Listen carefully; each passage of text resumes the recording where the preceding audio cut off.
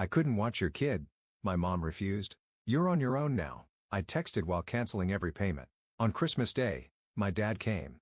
I couldn't watch your kid, my mom refused.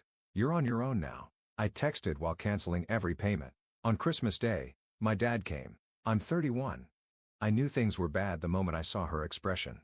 My mother, Margaret, was sitting on the couch with Lisa's kids looking healthier than I'd seen her in months. For a woman who was supposedly too frail to watch my daughter, Mia, for a single night, she seemed to be doing just fine with my sister's 3 children. My stomach dropped. Everything froze. The laughter died when they spotted me in the doorway. My mother's face paled for a split second before she recovered, pasting on that smile I'd seen 1,000 times before. Jake, what a surprise. I wasn't expecting you, she chirped, bouncing my nephew on her knee. I couldn't speak. The envelope of cash in my hand, the extra money for utilities I'd brought over, suddenly felt like a lead weight. My eyes darted between my mother, Lisa's kids, and my dad, who slumped deeper into his recliner, avoiding my gaze. You said you couldn't watch Mia because of your health. I finally managed my voice tight. The room went silent. My mother hesitated, but Lisa, always ready with an excuse, jumped to her defense. Too much on her plate, she said. Wouldn't want her to overdo it. My blood pressure spiked. A familiar pressure built behind my eyes. I repeated her words back to her, keeping my voice low. She was literally babysitting right now. My mother sighed, rubbing her temple like I was causing her stress. The irony wasn't lost on me. She explained that it was different, that Lisa needed her help. Raising kids alone isn't easy.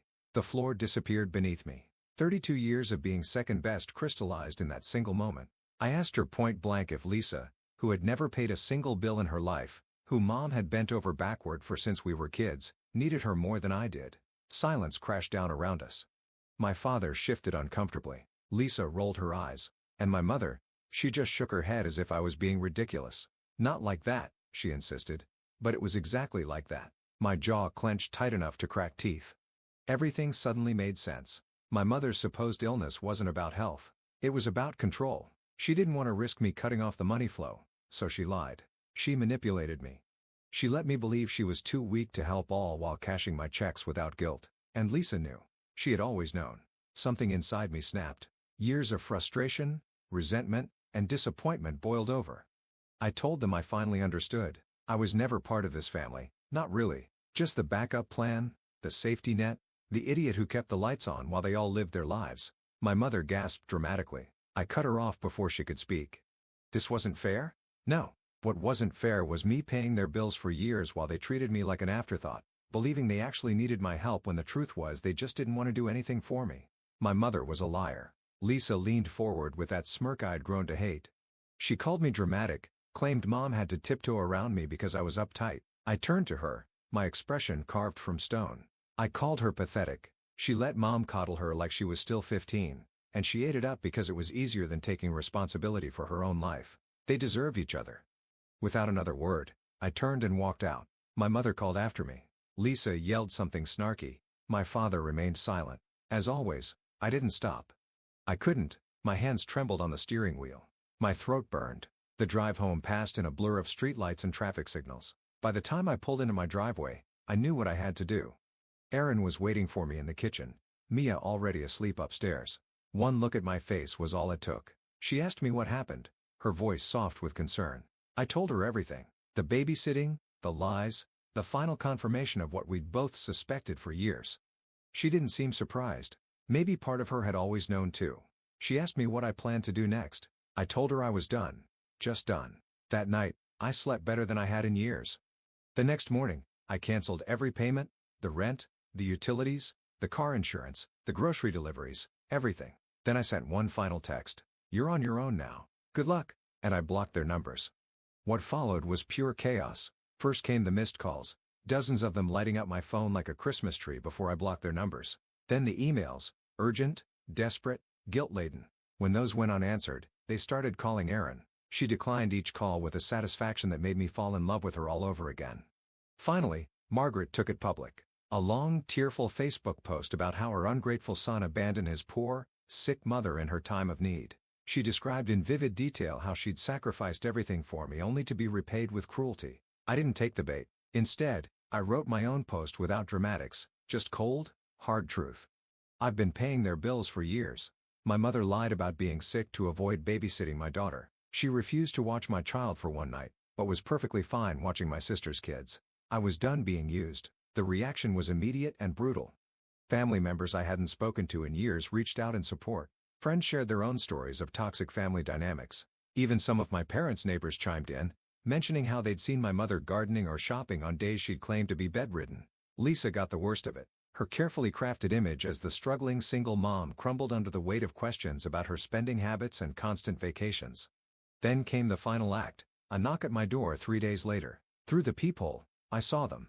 Margaret and Frank standing on my porch looking desperate. My father's face was haggard. My mother's eyes were red-rimmed, though I wondered if the tears were genuine or just another performance. I hesitated, my hand on the doorknob. Part of me wanted to ignore them, to let them stand there until they gave up and left. But another part, the part that still hadn't completely let go, wanted to hear what they had to say. I opened the door but remained in the doorway, blocking their entrance. My mother began immediately. Her voice broke as she pleaded for us to talk, reminding me they were my parents. I told them to talk, not moving from my position. My father cleared his throat. "Son, your mother is devastated. We both are. We never meant to hurt you. You didn't mean for me to find out," I corrected him. "There's a difference." My mother reached for my arm, but I stepped back. "Sweetheart, I know you're upset, but cutting us off like this, it's cruel. We can't make our rent this month. The electric company is threatening to shut off our power. Is that what you want? Your parents living in the dark." The guilt trip was so predictable, so transparent that I almost laughed. "You have options," I said calmly. "Dad can get a job. You can downsize to a smaller place. Lisa can finally start contributing. Or you can keep playing these games and see where that gets you." My mother's expression hardened. "After everything we've done for you, this is how you repay us, by throwing us out on the street. What exactly have you done for me, Mom? Name one thing from the past decade that wasn't about what I could do for you." Silence. My father looked away.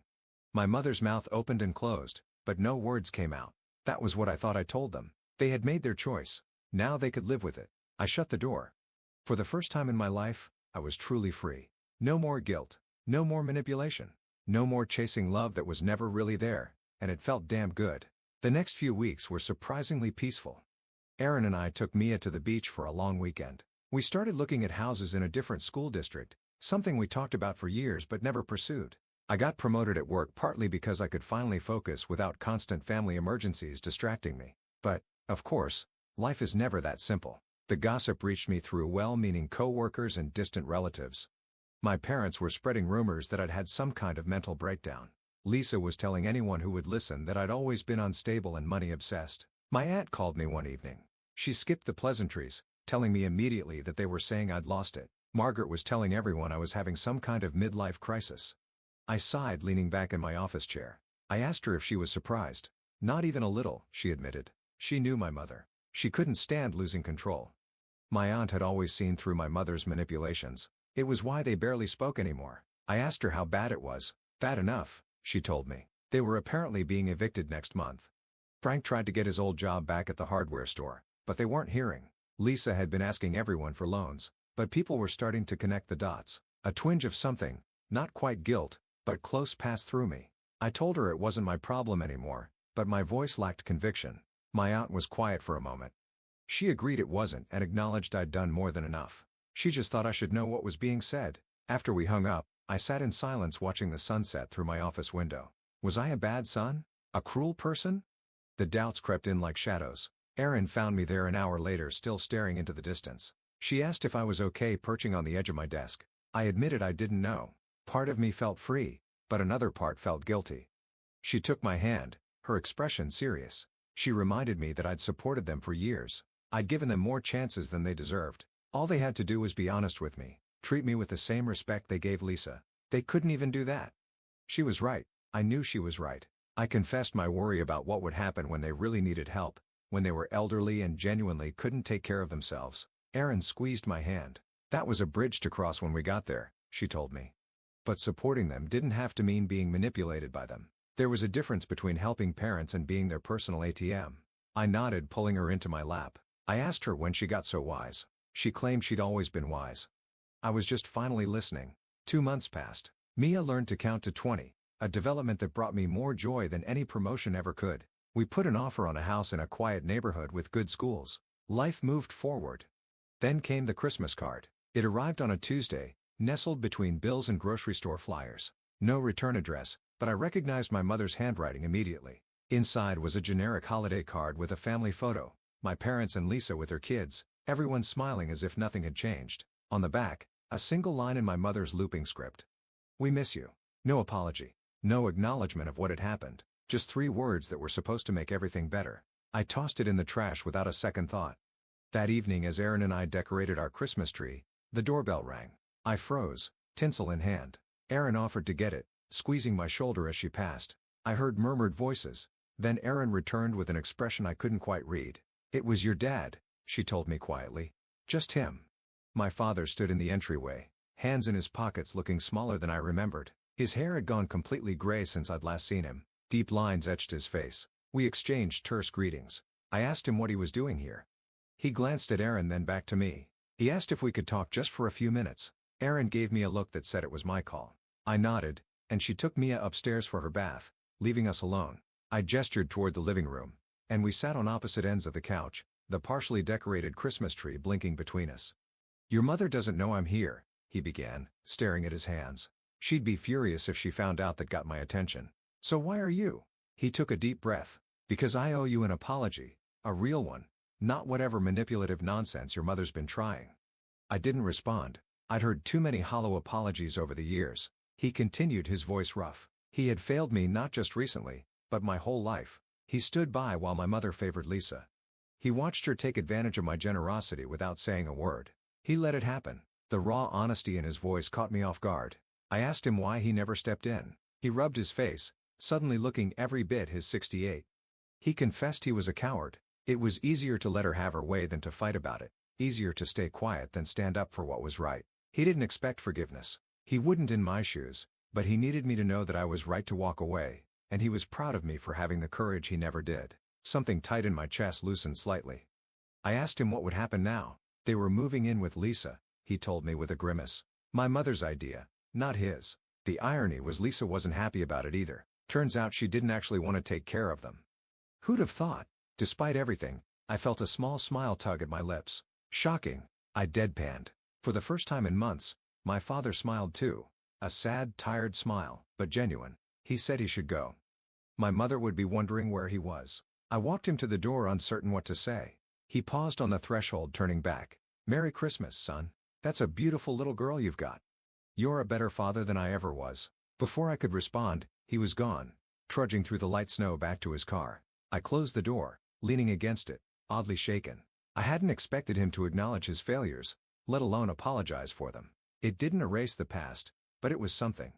Erin found me still standing there minutes later. She asked if I was okay. "Yeah," I said, surprising myself by meaning it. "I think I am." That night as we finished decorating the tree, I thought about family, not the one I was born into, but the one I'd chosen. Erin, who loved me without conditions. Mia, who looked at me like I hung the moon. Even my friends and co-workers who'd stood by me through everything. They were my real family. Not perfect, but real. We moved into our new house, a modest 4-bedroom with a backyard big enough for a swing set. Mia turned 3, celebrating with a dinosaur-themed party that left our kitchen covered in green frosting for days. I heard from my father occasionally, brief, awkward phone calls that neither of us quite knew how to navigate. My mother still refused to apologize, telling anyone who would listen that I was the one who needed to make amends. Lisa had apparently kicked them out after 2 months, unable to handle their constant demands. They were now renting a small apartment on a fixed income. Part of me felt vindicated. They were finally facing the consequences of their actions. But another part felt sad, not for them exactly, but for what could have been, for the relationships we might have had if things had been different. One sunny Saturday, as I pushed Mia on her new swing set, my phone buzzed with a text from an unknown number. "It's Lisa. Can we talk?"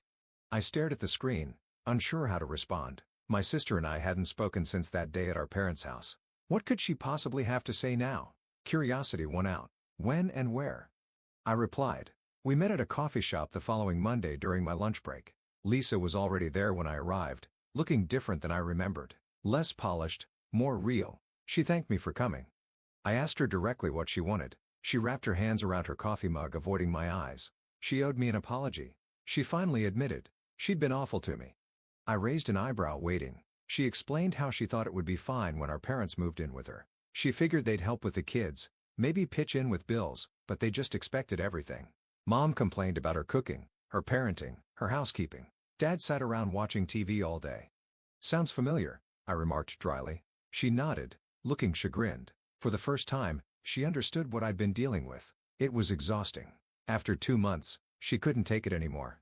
I noted that she'd kicked them out. She had to, she insisted. They were driving her crazy. I leaned back studying my sister's face. There was something different in her expression, a humility I'd never seen before. I asked her why she was telling me this. She sighed, meeting my eyes properly. She admitted I was right about everything. Mom did favor her. She did take advantage. She let me carry the burden alone because it was easier than admitting how messed up everything was, and she was sorry, truly. I wasn't sure what I'd expected from this meeting, but it wasn't this.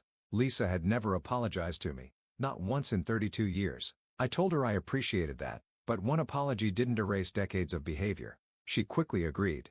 She wasn't asking for forgiveness. She just needed me to know that she saw it now, what they did to me, what she did. She was trying to be better for her kids. Something in her words struck a chord. For my kids, despite everything, Lisa was a mother trying to break the cycle. I asked if she was still in touch with them. Sometimes, she said. Mom was still Mom. She'd never change, but Lisa was setting boundaries now. No more endless babysitting. No more loans. No more guilt trips. I nodded, understanding exactly what she meant. I asked about her kids, surprising myself with the question. Lisa smiled, some of her tension visibly easing. They were good, she told me. Busy. Jack had started kindergarten. Emma was obsessed with soccer. They sometimes asked about their cousin, Mia. An awkward silence fell between us. 32 years of complicated history couldn't be resolved in a single coffee meeting. I finally told her that I couldn't promise we'd ever be close. There was too much water under that bridge, but maybe we could start over, as adults, without all the baggage. Lisa nodded, eyes suspiciously bright. She'd like that, she said softly.